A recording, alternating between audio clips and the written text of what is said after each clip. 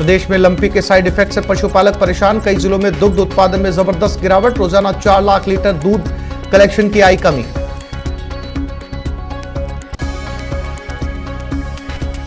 प्रदेश में बिजली का संकट लगातार जारी। 5 सुपर क्रिटिकल समेत कुल 7 इकाइयों में बिजली उत्पादन ठप। आज छपड़ा और सूरतगढ़ की एक इकाई और शुरू होने की उम्मीद।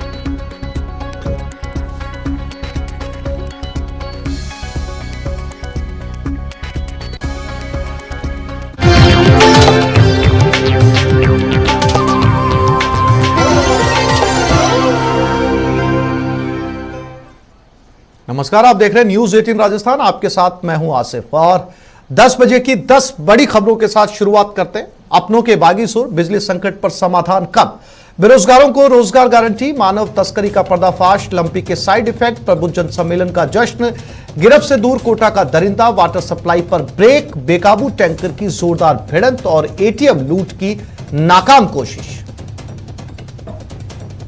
और इस वक्त की बड़ी खबर, भरतपुर में एटीएम लूट की कोशिश की गई। सुरंग खोदकर एटीएम में सेंध लगाने की कोशिश की गई। एटीएम को काटकर ले जाने की कोशिश की गई। दुकान के पीछे से सुरंग खोदकर एटीएम में बदमाश घुसे थे। एटीएम बूथ पर लगे सीसीटीवी को तोड़ा। कालिक पोती सुरंग के रास्ते से वापस निकलकर बदमाश भाग गए। कामा कस्बे के कोसी चौराहे पर स्थित एसबीआई एटीएम का यह मामला है।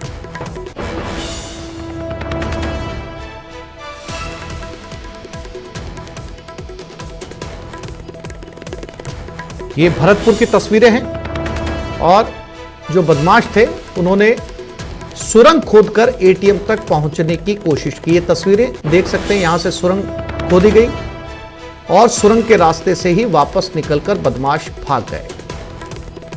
कस्बे के कोसी चौराहे पर एटीएम,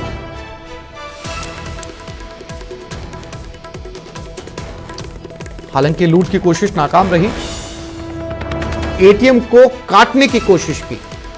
और दीपक हमारे साथ जुड़ गए हैं, दीपक से बात करते हैं। दीपक, जब ये सुरंग बनाई जा रही थी एटीएम तक पहुंचने के लिए, चूंकि एटीएम पास था तो सुरंग पास ही बनाई गई ताकि वहां तक पहुंचा जा सके, तो क्या ये सुरंग बनाते समय किसी को भनक नहीं लगी कि यहां सुरंग खोदी जा रही है? देखिए, बिल्कुल आसिफ, इसी बात को लेकर के अब लोगों में चर्चा हो रही है और पुलिस की जो गश्त व्यवस्था है उस पर बड़े सवाल खड़े हो रहे हैं कि जब वो बदमाश थे एटीएम के पिछवाड़े से सुरंग बना रहे थे उस दौरान पुलिस कहाँ थी, क्योंकि सुरंग बनाने में एक लंबा वक्त उनको लगा था। एटीएम तोड़ने का उन्होंने प्रयास किया, उसे उखाड़ कर ले जाने का प्रयास किया, लेकिन वहां पर लोगों को पता चल गया और जब लोगों को पता चला तो पुलिस वहां पर पहुंची तो बदमाश थे वो उसी सुरंग के रास्ते से वापस भाग गए। उन्होंने जो अंदर कैमरे लगे थे एटीएम में उनको तोड़ दिया और 2 कैमरे से उन पर कालिक पोत दी, क्योंकि पूरी तरह से वो एटीएम को उखाड़ कर ले जाने के प्रयास में थे, लेकिन वो असफल हो गया। लेकिन पुलिस की जो गश्त व्यवस्था थी उस पर अब बड़े सवाल खड़े हो रहे हैं कि पुलिस इतनी देर तक कहाँ थी, रात्रि में पुलिस गश्त करती नहीं है। वहां पर कामा कस्बे में पहले भी कई बार चोरी की जो वारदातें हैं वो सामने आई है, तो उसको लेकर के अब आसपास के जो लोग हैं उनमें काफी रोष जो है पुलिस के खिलाफ नजर आ रहा है। और एक और सबसे बड़ी बात यह है आसिफ कि कल जिस तरह से चोरों ने रात्रि में ये सुरंग बना करके और एटीएम को तोड़ने का अंजाम दिया, तो कल कामा में करीब 1000 से ज्यादा पुलिसकर्मी तैनात थे, क्योंकि वहां पर एक मेला हो रहा है, उसका आयोजन है, उसके लिए पुलिसकर्मियों को तैनात किया गया। तो ये भी बड़ा सवाल है कि इतनी पुलिस होने के बावजूद भी वहां पर जो है जो बदमाश है वो इस तरह का प्रयास करते हैं और एटीएम को लूटने की कोशिश करते हैं। और दूसरी बात यह है आसिफ कि ये जो घटना स्थल है वो महज जो डीएसपी निवास है उससे कुछ ही दूरी पर है, 100 मीटर की दूरी पर है। जी दीपक, वहां पर जो है इतनी। जी दीपक, जानकारी के लिए आपका धन्यवाद।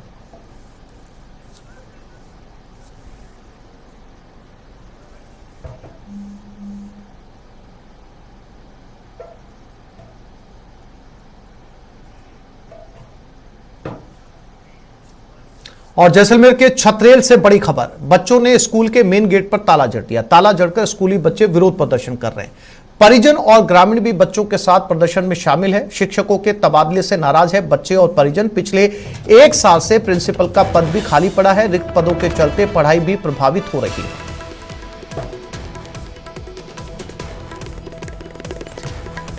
तो एक बार फिर से प्रदेश से ऐसी तस्वीरें जहां पर बच्चों ने स्कूल के ऊपर ताला जड़ा। शिक्षकों के तबादले से ये बच्चे नाराज हैं, चाहते हैं कि शिक्षकों का तबादला ना हो। साथ ही साथ इन बच्चों की यह भी मांग है कि इस स्कूल के अंदर कुछ शिक्षकों के पद रिक्त हैं और उन पदों को भरा जाए ताकि इनकी पढ़ाई नियमित हो सके। रिक्त पद होने की वजह से इनके पढ़ाई में व्यवधान हो रहा है और गांव वाले भी इन बच्चों के साथ स्कूल के बाहर धरने प्रदर्शन में शामिल हैं। फिलहाल स्कूल के गेट पर ताला जड़ा हुआ है और ताला जड़कर ये बच्चे विरोध प्रदर्शन कर रहे हैं। और इसी खबर पर जैसलमेर से श्रीकांत हमारे साथ जुड़ गए हैं। श्रीकांत, बच्चे विरोध प्रदर्शन कर रहे हैं, इनका कहना है कि जो शिक्षक का तबादला हुआ है वो नहीं होना चाहिए। कितने शिक्षकों का तबादला हुआ है यहाँ पर और कितने पद खाली हैं? बात करें तो लंबे समय से 9 शिक्षकों के पद रिक्त है, जिनमें एक पद प्रधानाचार्य का था और अभी 3 शिक्षकों का और तबादला होने की वजह से पढ़ाई जो है उस पर कहीं ना कहीं एक बड़ा दुष्प्रभाव पड़ा है। जो है सीनियर स्कूल है और वहां पर ऑलरेडी जो है 8 शिक्षक और एक प्रधानाध्यापक, 9 के पद रिक्त थे। 3 लोगों का और स्थानांतरण होना, बच्चों में काफी रोष है, ग्रामीणों में काफी रोष है और बच्चों ने अब स्कूल पर ताला जड़ दिया है। और ताला ना भी जड़े तो ताला तो वैसा ही लगना था, क्योंकि पढ़ाएगा कौन जब शिक्षक ही नहीं होंगे, तो देश के इन नन्हे मुन्ने भविष्यों को आगे पढ़ाएगा कौन। एक तरफ हम जो है शिक्षा को बढ़ावा देने की बात करते हैं, महिला शिक्षा को बढ़ावा देने की बात करते हैं, सीएम से लेकर पीएम तक अपने संबोधनों में महिला सशक्तिकरण और बच्चों की शिक्षा को लेकर, बालक बालिकाओं की शिक्षा को लेकर सशक्त होने की बात करते हैं, देश के भविष्य को बढ़ाने की बात करते हैं और विदेशों तक देश की शिक्षा नीति को पहुंचाने की बात करते हैं। लेकिन स्थिति ये है कि ग्राउंड पर ये सब बातें केवल जुमला है और यहाँ पर स्थिति बड़ी भयावह है। आप सोचिए, 1 साल से 9 पद रिक्त होना, किस तरह विद्यालय चल रहा होगा।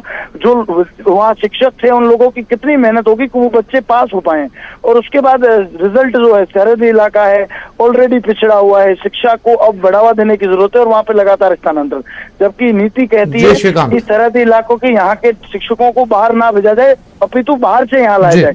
लेकिन स्थिति अलग है, यहाँ से आते तो नगण्य है, लेकिन यहाँ से स्थानांतरण करवाकर राजनीतिक कारणों से, वोट बैंक के चलते बाहर जो है थोक के भाव में स्थानांतरण किए जा रहे हैं। जी श्रीकांत, जानकारी के लिए आपका धन्यवाद।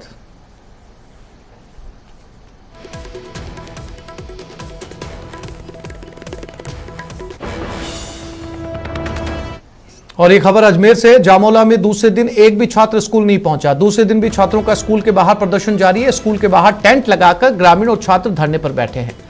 शिक्षक का तबादला निरस्त करने की मांग कर रहे। मांग पूरी नहीं होने तक छात्र स्कूल के भीतर प्रवेश नहीं करेंगे।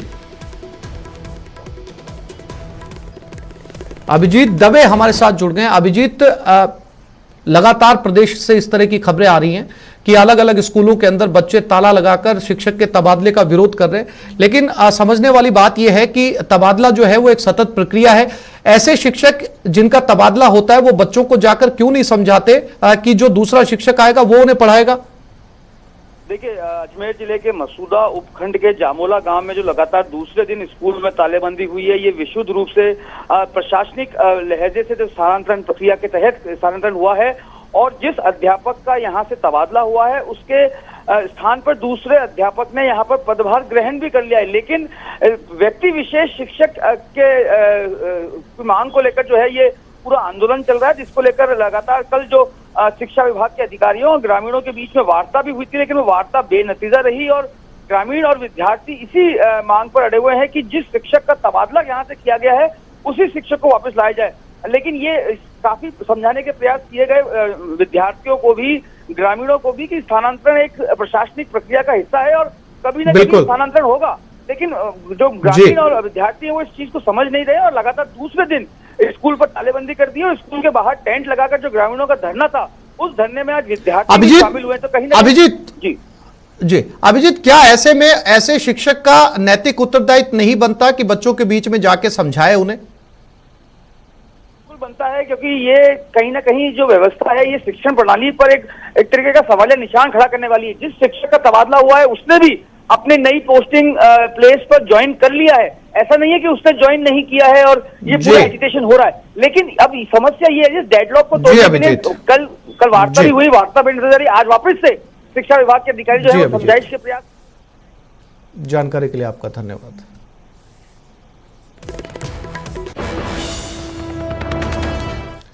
कोटपुतली में भीषण सड़क हादसा। बेकाबू कैंटर ने 4 वाहनों को टक्कर मारी। 3 पिकअप और 1 ब्रेजा कार को टक्कर मारी। पिकअप चालक की मौत हो गई, खलासी घायल हुआ है। पुलिस ने शव को मोर्चरी में रखवा दिया। हाईवे स्थित दूध डेयरी के पास की घटना बताई जा रही है। कोटपुतली में यह हादसा जहां पर एक कैंटर ने 4 गाड़ियों को टक्कर मारी। तस्वीरें देखकर अंदाजा लगाया जा सकता है कि टक्कर कितनी भीषण थी। 3 गाड़ियां थी और 3 पिकअप और एक कार को टक्कर लगी। इसमें पिकअप चालक की मौत हो गई है।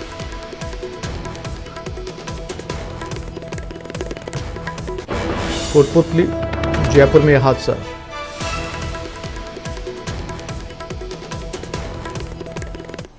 जैसलमेर में वन विभाग की कार्रवाई। सांडा का मांस पका रहे 2 आरोपी वन विभाग के हत्थे चढ़ गए। आरोपी मोहननाथ और पदमनाथ को गिरफ्तार किया गया। सांडा का शिकार के आरोप में दोनों को गिरफ्तार किया गया। दोनों आरोपियों ने 3 सांडों का शिकार किया था। वन विभाग की टीम ने तेजुआ गांव के पास कार्रवाई की। वन्यजीव प्रेमी ने वन विभाग को इस शिकार की सूचना दी।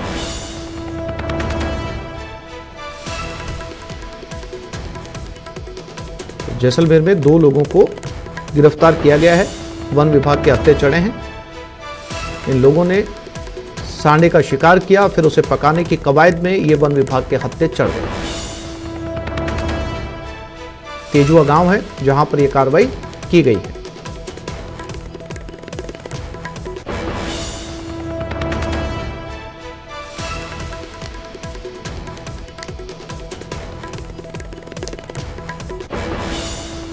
भीलवाड़ा में युवक को सिर कलम की धमकी धर्म परिवर्तन के लिए मिली। युवक के मकान में धमकी भरा पत्र मिला। धमकी के बाद दहशत में युवक का पूरा परिवार है। सुभाष नगर पुलिस ने सुरक्षा मुहैया करवा दी। मामला दर्ज कर पुलिस ने जांच शुरू कर दी है।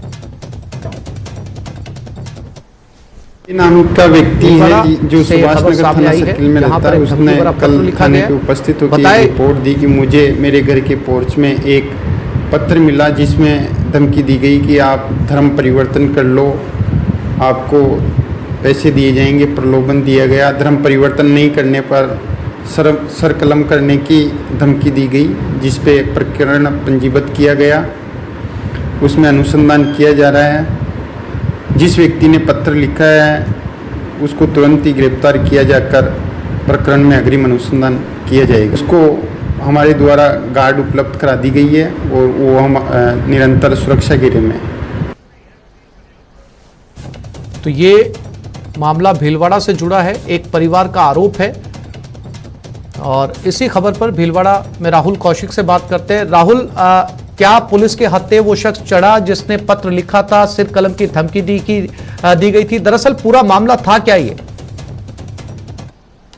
पुणे में रहने वाला बैंक व्यवसायी है जो अपने पिता की तबीयत खराब होने के बाद भीलवाड़ा आया था और वो भीलवाड़ा रह रहा था और उसके घर के पोर्च में, जो कि उसका घर का बरामदा है, वहां पे एक पत्र छोड़ा गया था और उसे धर्म परिवर्तन करने के लिए कहा गया था। अगर उसने धर्म परिवर्तन नहीं किया तो उसका सर कलम किया जाएगा, ऐसा भी उस पत्र में लिखा हुआ है। और अगर धर्म कलम करता है, धर्म परिवर्तन करता है तो उसको पैसे का लालच भी दिया गया था। जब ये पत्र उसको विजय नाम के जो सॉफ्टवेयर इंजीनियर उसको मिला तो वो भयभीत हो गया, उसका परिवार पूरा भयभीत हो गया। उसके बाद वो सुभाष नगर थाना गए और सुभाष नगर थाने में अपनी रिपोर्ट दर्ज कराई। रिपोर्ट दर्ज कराने के बाद जो सुभाष नगर थाना के थाना अधिकारी है नंदलाल रेणवा, उन्होंने पूरी जांच करते हुए इस मामले में जांच करना शुरू कर दिया और उसके बाद उनके घर पे पुलिस प्रोटेक्शन भी लगा दी गई है। वहीं जो भी रिसेंट अपडेट है उसका जो पत्र था वो हमारे सामने आ चुका है। और दूसरी बात ये भी है कि जो पुलिस है वो अपने अलग अलग एंगलों से इस पे काम कर रही है। वहाँ के आसपास की जो लोकेशन है वो ट्रेस की जा रही है लोगों की, और वहाँ पे जो सीसीटीवी फुटेज है उनको पुलिस द्वारा लगातार खंगाला जा रहा है ताकि जल्द से जल्द इसका खुलासा हो सके। जी राहुल, जानकारी के लिए आपका धन्यवाद।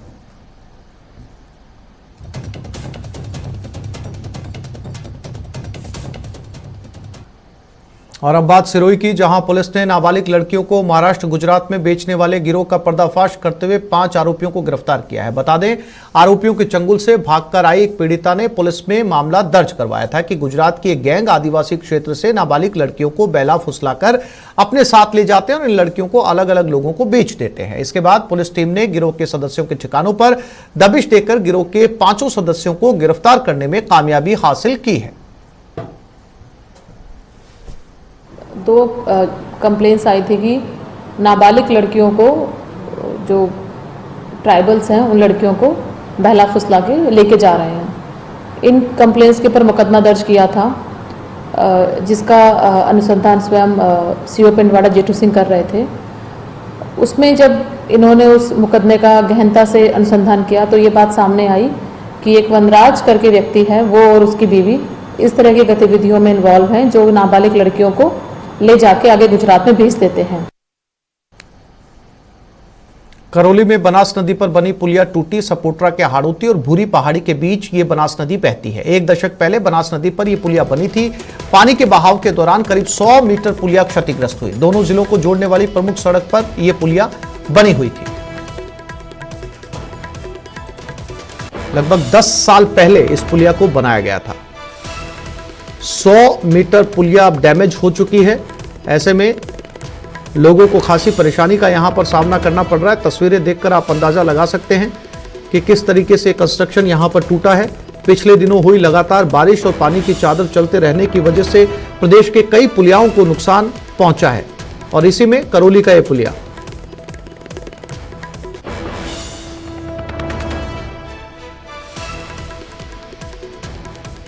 बनास नदी जो दो इलाकों के बीच में बहती है, इसे 10 साल पहले इस पुलिया को बनाया गया था। ये पूरा हिस्सा टूटकर अलग हुआ है। धर्मेंद्र हमारे साथ जुड़ गए। धर्मेंद्र, तस्वीरों में साफ तौर पर देखा जा सकता है एक बड़ा हिस्सा इस पुलिया का टूट चुका है। लगातार बारिश हुई जिसकी वजह से प्रदेश के कई पुलियों को नुकसान पहुंचा है। अब प्रशासन इसको लेकर क्या कर रहा है? देखिए, जिस तरह से तस्वीरों में साफ नजर आ रहा है, पुलिया क्षतिग्रस्त होने से जो आवागमन में पूरी तरह बाधित हुआ है। ये सवाई माधोपुर और करौली को जिले को जोड़ने वाली प्रमुख पुलिया है जो सपोट्रा के पास पूरी पहाड़ी पर स्थित है। और इस पुलिया की टूटने की सूचना के बाद जो प्रशासनिक अधिकारी है वो मौके पर पहुंच रहे हैं और निरीक्षण के साथ ही पीडब्ल्यूडी का कहना है कि जैसे ही पानी उतरेगा इसकी मरम्मत के प्रयास किए जाएंगे। जी आसिफ। धर्मेंद्र, जानकारी के लिए आपका धन्यवाद। तो फिलहाल पानी रुकने का इंतजार किया जा रहा है। पानी रुकेगा, पानी का बहाव कम होगा, इसके बाद इस कंस्ट्रक्शन को फिर से चालू किया जा सकता है क्योंकि पानी अभी भी पुलिया के ऊपर से बह रहा है जो कि तस्वीरों में साफ तौर पर नजर आ रहा है। हालांकि ये जो पुलिया टूटा है इसकी वजह से जो मुख्य पुलिया है इसको भी नुकसान पहुंच सकता है। ऐसे में लोगों को खास तौर पर एहतियात बरतना चाहिए इस पुलिया को पार करते समय।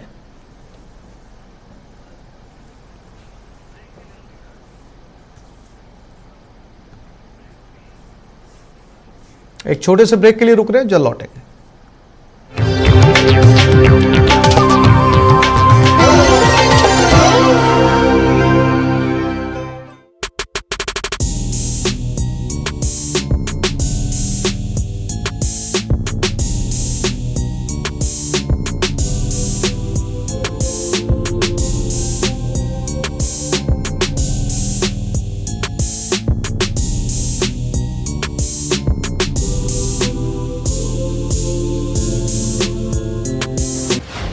कहीं हत्या, अपहरण, चोरी, कहीं दिन दहाड़े लूट। दुष्कर्म में नंबर 1 का बदनामी वाला तमगा।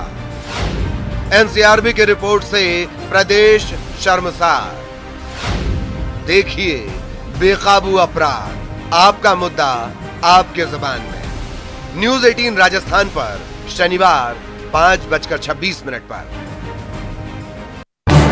इस न्यूज हेडलाइंस के प्रायोजक पेट सफा आयुर्वेदिक चूर्ण। पेट सफा, हर रोग दफा।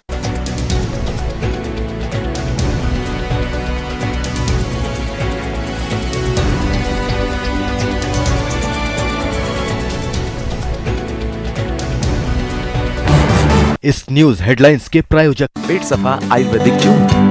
पेट सफा, हर रोग दफा। के लिए ये संवैधानिक दर्जा देने से पिछड़ा वर्ग को आज लाभ हो रहा है। इतना ही नहीं, जहां बीजेपी गैर शासित राज्यों में सरकार है, ये मोदी जी के जन कल्याणकारी योजना हम जन जन तक पहुंचाने के लिए गांव-गांव जाएंगे और घर-घर जाएंगे। पिछड़ा वर्ग एक बड़ा समुदाय है। हमारा सौभाग्य है कि देश के प्रधानमंत्री मोदी जी के नेतृत्व में 61% लोग जो उनके मंत्रिमंडल में हैं वो ओबीसी, एससी और एसटी समुदाय से आते हैं। यानी अब लोकतंत्र में हर वर्ग की और ख़ास तौर पर उस पिछड़े वर्ग की भूमिका बढ़ी है। अन्य पिछड़ा वर्ग को संवैधानिक दर्जा देना ये मोदी जी की इस वर्ग के प्रति प्रतिबद्धता है। अब बीजेपी की इस कवायद का गणित समझिए। ओबीसी राजस्थान में सबसे बड़ा वोट बैंक है। करीब 53% आबादी ओबीसी की है। राज्य की विधानसभा में 60 से ज्यादा विधायक ओबीसी से ही चुनकर आते हैं। ओबीसी वोट बैंक अगर एकजुट हो जाए तो ये किसी भी पार्टी की सरकार बना सकता है और किसी भी दल को सत्ता से बाहर का रास्ता दिखा सकता है। यही वजह है कि बीजेपी ने ओबीसी वोटर्स को साधने के लिए नए सिरे से एक्शन प्लान तैयार किया है और सूबे में इसका आगाज मुख्यमंत्री अशोक गहलोत के गृह जिले जोधपुर से करने जा रहे हैं। बीजेपी भलीभांति जानती है कि ओबीसी की जातियों का साथ मिले बगैर उसकी सत्ता में वापसी आसान नहीं है। लिहाजा मारवाड़ के एक कोने में किसान सम्मेलन हो रहा है तो दूसरी तरफ राष्ट्रीय कार्य समिति की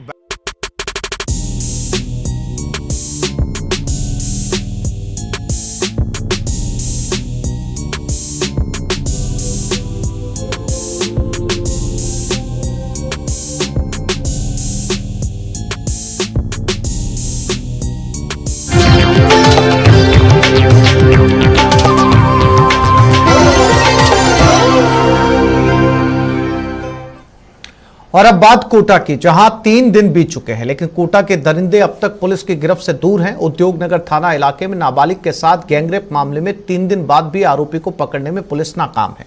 हैरानी की बात यह है कि अब तक ना तो बच्ची का मेडिकल करवाया गया है और ना ही बयान दर्ज किया गया है। परिजनों का आरोप है कि बदमाश बेखौफ होकर इस इलाके से गुजरते हैं और इतने दिन गुजर जाने के बाद भी पुलिस ने आरोपियों को गिरफ्तार नहीं किया।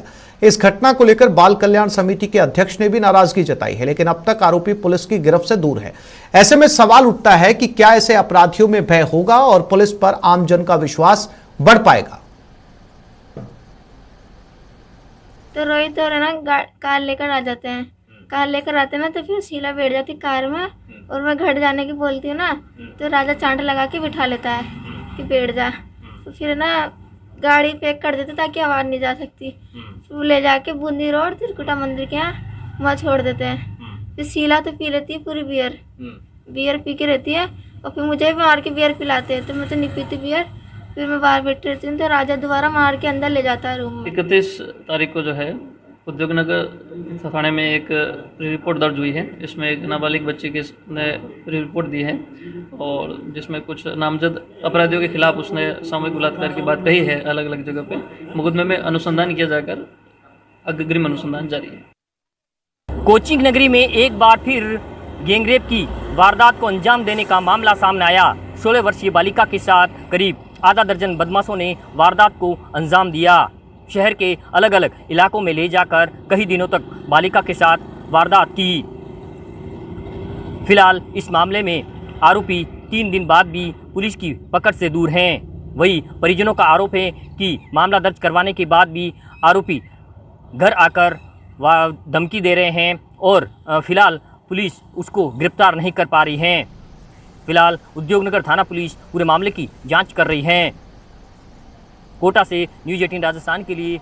और ये खबर बीकानेर के डूंगरगढ़ से है। आड़सर गांव में छात्रों ने स्कूल गेट पर ताला लगा दिया। स्कूल के सामने धरना लगाकर 800 छात्र छात्रा प्रदर्शन कर रहे हैं। स्कूल के 5 शिक्षकों का तबादला होने के बाद शिक्षा पूरी तरीके से प्रभावित हुई है। छात्र लगातार नारेबाजी कर रहे हैं।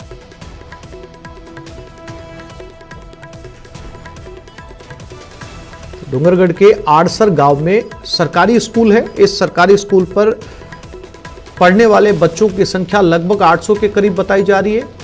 यहां पर कई शिक्षकों के तबादले हुए हैं और इसी तबादले के चलते बच्चे यहां पर प्रदर्शन कर रहे हैं। तबादला निरस्त करवाने की मांग को लेकर स्कूल के गेट पर ताला लगा दिया गया है। आड़सर गांव जहां पर बच्चे ये प्रदर्शन कर रहे हैं।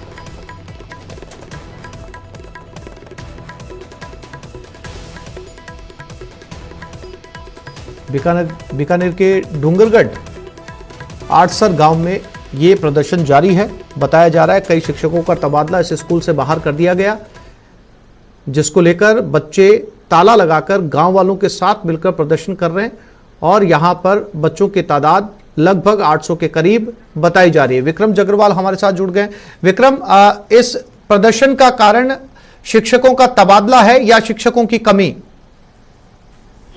जी देखिए, लगातार इस तरह की तस्वीरें निकल कर आ रही है जिसमें जो है वो शिक्षकों के तबादले के साथ साथ शिक्षकों की कमी को लेकर जो है वो स्कूलों पर तालाबंदी और जो छात्र हैं वो धरना कर रहे हैं। और ऐसी ही तस्वीर अभी बीकानेर के श्री डूंगरगढ़ उपखंड के आड़सर गांव में देखने को मिल रही है, जहां से जो है वो 5 शिक्षकों का तबादला यहां से हो गया है, जिसकी वजह से जो है वो पूरी शिक्षण व्यवस्था, छात्रों का आरोप है कि प्रभावित हो गई है। तो कहीं ना कहीं तबादलों के चलते जो शिक्षकों की कमी हुई है उसी का ये रोष है। और बड़ी संख्या में करीब 800 के करीब इन छात्रों की संख्या बताई जा रही है जो स्कूल के बाहर बैठकर धरना प्रदर्शन कर रहे हैं। और इनकी मांग यही है कि इनकी स्कूल में जो है वो शिक्षकों को लगाया जाए, क्योंकि एक साथ इतने शिक्षकों के चले जाने से, क्योंकि ग्रामीण क्षेत्र की स्कूलों में पहले से ही शिक्षकों की कमी चलती है, ऐसे में 5 शिक्षकों के एक साथ तबादला हो जाने की वजह से जो है वो शिक्षण व्यवस्था पूरी तरह से प्रभावित हुई है। जी विक्रम, क्या शिक्षा अधिकारी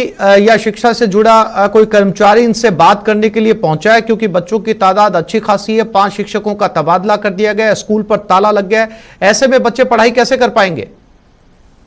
जी बिल्कुल, जो डूंगरगढ़ में जो शिक्षा अधिकारी का एक ऑफिस है वहां से अब अधिकारियों को इसकी सूचना दी गई है, तो निश्चित रूप से कोई ना कोई अधिकारी यहाँ बात करने या समझाइश करने आएगा, क्योंकि अधिकारियों का भी ये साफ कहना है कि ये एक प्रक्रिया है और जिस प्रक्रिया के तहत जो है वो शिक्षकों के तबादले किए जाते हैं, तो ये बड़ी समस्या जो है वो उत्पन्न हो रही है ट्रांसफर्स के बाद के लगातार एक के बाद एक गाँवों में या शहरों की बात कर लें तो वहां पर भी इस तरह का रोष देखने को मिलता है। तो कहीं ना कहीं जो अब समझाइश के प्रयास किए जाएंगे, क्योंकि इतनी बड़ी संख्या में जो छात्र एकत्रित हुए हैं और जिस तरह से जो शिक्षण व्यवस्था जो इन स्कूलों की, क्योंकि धरने प्रदर्शनों के चलते बाधित होती है, जी विक्रम, तो शिक्षा विभाग के अधिकारी भी अब इस पर एक्शन लेंगे।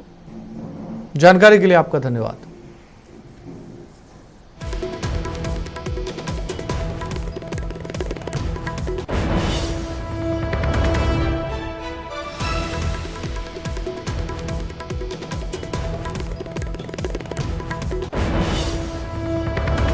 और अब बात चूरू की, जहां सादुलपुर के एक निजी अस्पताल में इलाज के दौरान एक महिला की मौत हो गई। इसके बाद नाराज परिजनों ने डॉक्टर पर लापरवाही का आरोप लगाकर जमकर हंगामा किया।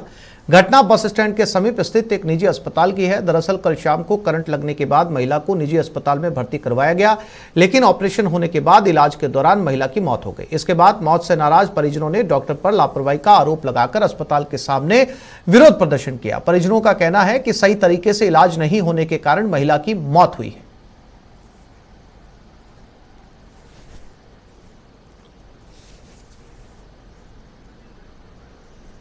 तो चूरू के सादुलपुर में अस्पताल के बाहर ये लोग इकट्ठा हैं और एक मरीज की इलाज के दौरान मौत होने पर इनका आरोप है कि डॉक्टरों ने सही से इलाज नहीं किया। हालांकि बीच बचाव के लिए पुलिस पहुंची, पुलिस ने मामला शांत करवाया। अस्पताल के बाहर परिजनों का ये विरोध प्रदर्शन है। सादुलपुर की ये तस्वीरें जो कि चूरू जिले में आता है। परिवार के लोग बाहर इकट्ठा हो गए। अस्पताल प्रशासन ने पुलिस को सूचना दी, पुलिस मौके पर पहुंची और लोगों को शांत करवाया।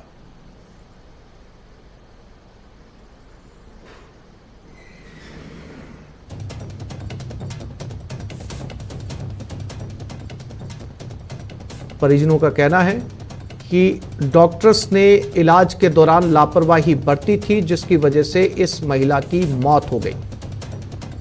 हालांकि यह जांच का विषय है।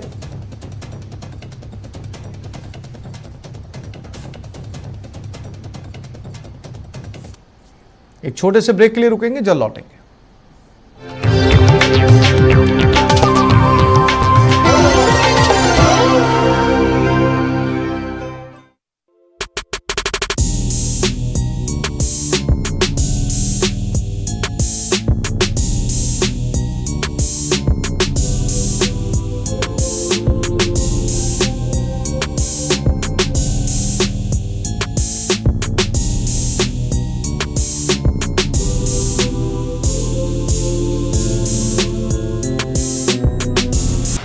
कहीं हत्या, अपहरण, चोरी, कहीं दिन दहाड़े लूट। दुष्कर्म में नंबर 1 का बदनामी वाला तमगा। एनसीआरबी की रिपोर्ट से प्रदेश शर्मसार। देखिए बेकाबू अपराध, आपका मुद्दा आपके जुबान में। न्यूज 18 राजस्थान पर शनिवार 5:26 पर।